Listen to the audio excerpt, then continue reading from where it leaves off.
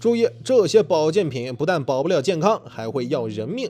最近几年，一种名为保健石或能量石的石头开始走红，人们相信它能带来健康好运，但恰恰相反，这种石头辐射超标，最容易致癌。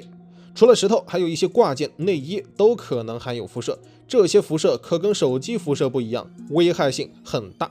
去年10月，一位海外入境乘客的袋子引起了海关的注意。袋子里装的是一个个圆润的石头，这些石头经过机器检测，辐射量高达105微西弗。微西弗是放射性的计量单位之一，标准的计量单位为西弗，即每千克人体组织吸收的1焦耳能量，称为1西弗。一个人一年吸收到的辐射量不能超过5微西弗，这一口袋的石头远超人能承受的量。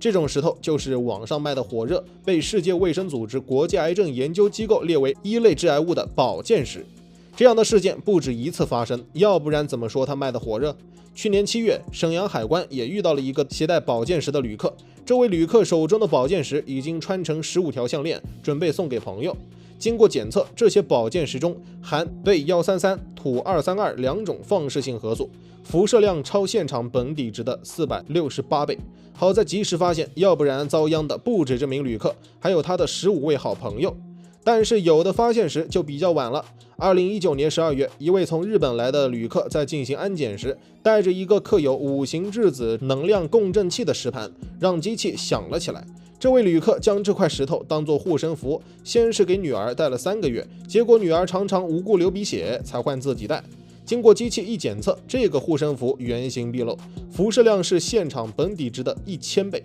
哪里是护身符，分明是催命符。这样的保健石、能量石，网上一搜有很多，便宜的几块钱，贵的上千元。年轻人大多知道靠一块石头难以逆天改命，但一些中老年人年岁过半，更加珍惜光阴，也很容易上保健石的当。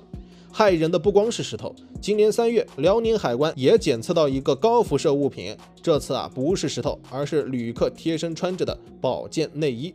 经检测，这件内衣的辐射量有5.612微西弗每小时，没有那些保健石含量高，但常年贴身穿着危害可不小。保健石、能量石宣传能治病保平安，是含有高危辐射，随时可能要人命的催命石。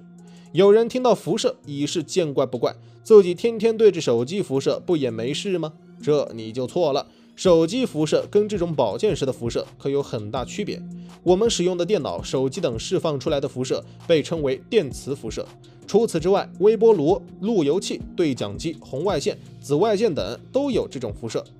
电磁辐射对人的危害主要是让人体组织产生加热，造成损伤，比如微波炉的微波加热食物，太阳紫外线灼烧皮肤。想要让人体组织发热，需要很大的辐射量，平时使用的手机等电子产品远低于这个量。像一些人太阳晒多了得皮肤癌，就是吸收太阳的紫外线辐射超标。另外一种辐射被称为电离辐射，除了这种保健石外，X 射线、伽马射线以及让人谈之色变的核辐射就属于这种电离辐射。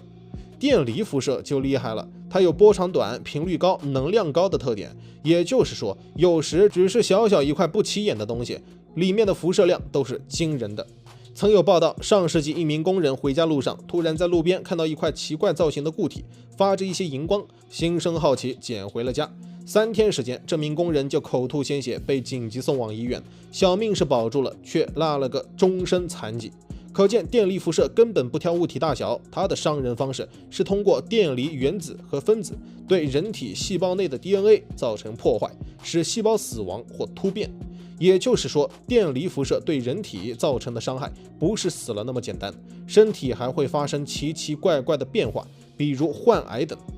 这一点说来也是讽刺，那些保健石宣传的噱头之一就是能够杀死癌细胞，结果它就是癌细胞的制造者，是想以毒攻毒吗？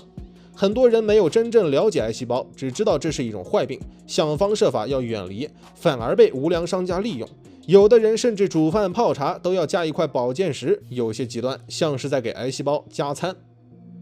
一种卖得火热的保健石其实并不保健，反而含有高危辐射，已经有很多人中招。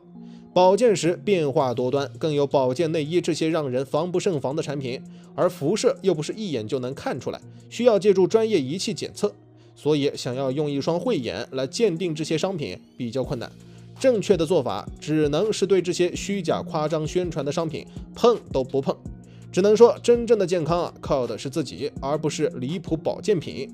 除此之外，生活中还是有很多接触到辐射的地方，比如医院检查时照的 X 光片、CT、安检时使用的 X 射线外照射都含有辐射。在这些正规机构都会在有辐射的地方放置小心电离辐射的标志，非必要时尽量远离。当然，如果非要接触，也不必担心，医院检测设备、安检设备的辐射量都远低于100毫西弗，人只有受到100毫西弗以上的辐射量才会患癌，并且在医院放射学检查时，医生都是提供橡胶性线防护围裙或方巾、铅橡胶颈套等防护用品。人体各部位对辐射的敏感程度不同，一般生殖细胞生成区、乳腺、甲状腺等区域较为明显，要特别保护这些区域。如果没有提供防护用品，应及时向医生询问索取。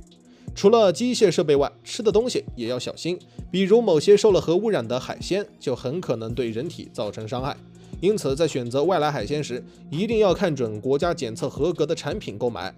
在空气中有一种叫氡的气体，也会产生放射性，它来自土壤、岩石以及室内建筑材料。这就要求在选择装修材料时，要选符合建筑材料放射性核素限量的 A 类装修材料，同时每天要保持2到4小时的通风。除此之外，烟草中也含有名为钋210的放射性物质，会随着烟吸入肺中，容易造成肺癌。吸烟有害健康，喊了多年，已经成了人们的常识。总之生活中随处可能遇到辐射，不用过于担心，这些辐射量都很小的，不会造成过大伤害，但也要保持警惕，不能身边没有辐射，还要上不良商家的当，自己去找罪受。每天嗨科普，我是闪电哥，咱们下期见。